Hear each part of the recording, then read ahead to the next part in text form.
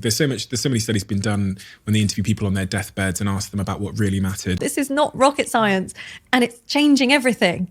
And this is brilliant. I want to tell everyone. I want to, and actually, it's a lot of the messages I get is people saying, "I've told my nan, I've told my auntie, and we're all doing it together. Thank you so much. This is really, But sometimes they are just really simple things that you then don't forget. And once you've got that tool, you've got it then forever. No one can take that from you. That's why I wanted to talk about it a lot, is because it's had a big impact on how I feel in those high stress moments. And I just wish someone had said that to me earlier. You're right. We're searching for complex solutions to these feelings we have in life.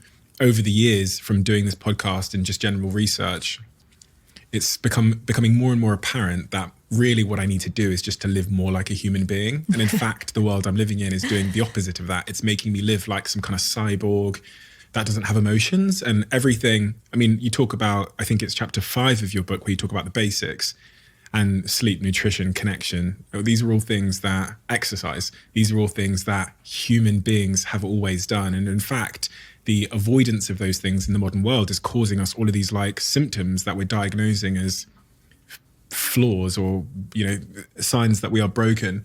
And I have a chapter in my book which is called just the journey back to human, as if at some point we took a wrong turning and we actually just need to get back to being humans again.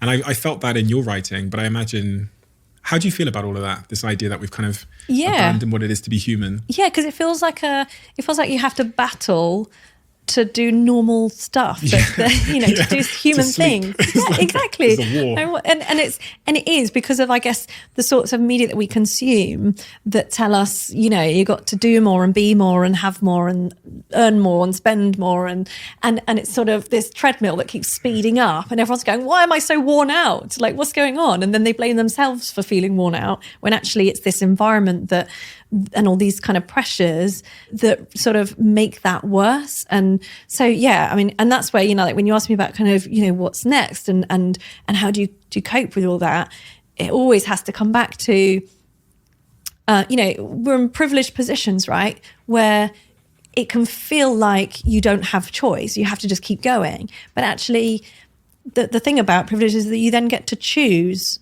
what's going to be most healthy for me here, what's going to be most meaningful and give me the life that I want to have. And so that you're basing your decisions on your own values rather than somebody else's.